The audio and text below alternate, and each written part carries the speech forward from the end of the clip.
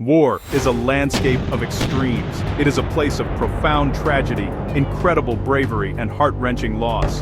We often study grand strategies, the turning points of great battles, and the political machinations that drive nations into conflict. We remember the generals, the politicians, and the dates that changed the world. Yet within these epic narratives are smaller, stranger stories that defy all logic. These are the tales that don't fit neat history chapters. They are the moments when human unpredictability takes over, creating events so bizarre they sound fictional. These are stories that prove truth is stranger than fiction. Today we journey through some extraordinary moments. Our first story takes us to the Netherlands in May of 1940. The German war machine was thundering across Europe, and the Dutch army was desperately trying to hold its ground. Near the town of Dordrecht, a Dutch sergeant named Chris Meyer was given a crucial mission. He was ordered to take his squad and destroy the Willemsbrug, a vital bridge. It was a straightforward, almost suicidal task. The bridge was heavily defended by German paratroopers who had just seized it. As Meyer prepared for his assault, he found a fellow Dutch soldier who was completely and utterly drunk. Instead of reprimanding him, Meyer had a flash of inspiration. This intoxicated man was not a liability, he was an opportunity. The plan was audacious, reckless, and utterly brilliant in its simplicity and absurdity. He staggered onto the bridge, singing loudly, shouting nonsense, and waving his rifle around. The German paratroopers were completely bewildered.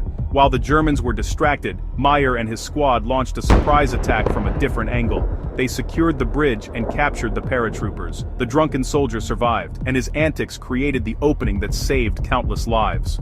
In the early days of World War II, Belgium's Fort Eben Emael was considered the strongest fortress in the world. It was a modern marvel of military engineering, a sprawling complex of concrete and steel, cannons, machine guns, designed to guard the Belgian border. The Belgians believed Eben Emael would hold for weeks, if not months, an unbreachable symbol of strength. They were tragically mistaken. The Germans devised an audacious plan: attack from the sky. On May 10, 1940, 78 paratroopers in engineless gliders slipped toward the fort unheard. They landed directly on top of the fortress and immediately went to work with hollow charges. Focused jets of explosive flame punched through steel and concrete, throwing the garrison into chaos. Their artillery was useless against an enemy already on top of them, but the most shocking part was the betrayal. A Belgian officer had sold the fort's blueprints to German intelligence. Every corridor, every gun emplacement. The impenetrable fortress fell in just over 24 hours, won by innovation and sealed by treachery. Some people are lucky, and then there is Frane Selak, a Croatian music teacher, whose life reads like impossible escapes. In 1962, his train from Sarajevo to Dubrovnik derailed into an icy river. 17 passengers drowned. Selak swam to shore with a broken arm and hypothermia, the beginning of his dance with death. A year later, on his first and only flight, a door blew open and the cabin depressurized. Selak was sucked out, without a parachute, and landed in a haystack. The plane crashed, killing 19 others. He survived with minor injuries. Over decades he survived multiple car accidents, once leaping free before an explosion, another time escaping flames that only singed his hair. He was hit by a bus and walked away. He swerved to avoid a truck. His car punched through a guardrail. He was thrown clear, landing in a tree, watching his car fall 300 feet into a gorge. After surviving a train crash, a plane crash, and fiery wrecks, life decided to reward him. In 2003, at 73, he won the lottery, over $1 million. The man who fell from the sky and cheated death again and again finally had pure good fortune. Perhaps the luckiest or unluckiest man to have ever lived. Espionage is a world of secrets, deception, high stakes. During the Spanish Civil War, the fight for information was as critical as any battle. A Republican spy devised a method so macabre it sounds like Gothic fiction. Working near the front, he needed to send intel home undetected. He used the dead as couriers.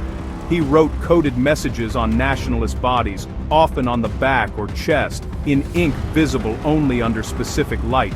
The bodies were returned for burial, carrying secrets the enemy never suspected. On the other end, Republicans exhumed recent burials to retrieve the messages.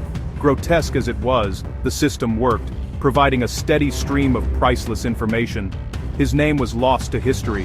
His chilling method was not. The Battle of Saipan turned desperate. American forces closing in. Japanese dug in. Terrified civilians trapped on Suicide Cliff. Propaganda stoked fear.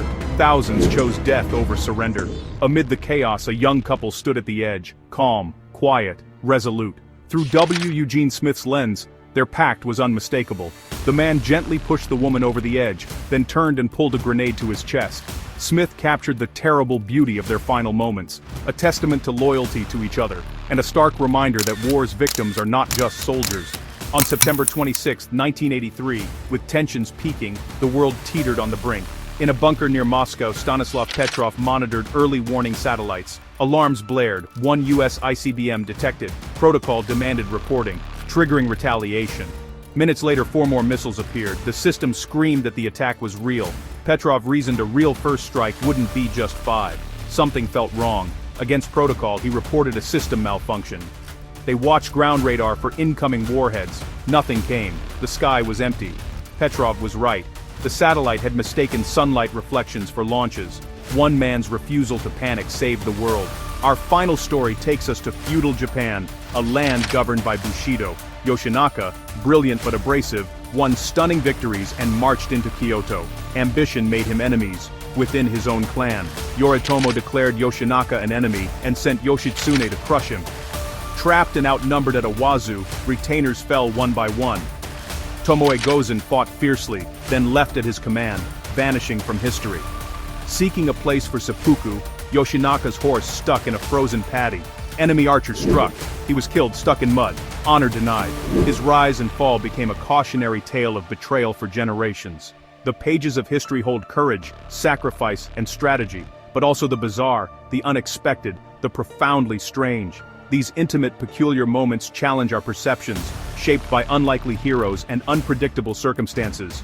Passed around campfires and in hushed tones, these legends blur fact and myth. But they are real. They happened, and they remind us that the story of humanity will always be full of incredible, unforgettable surprises.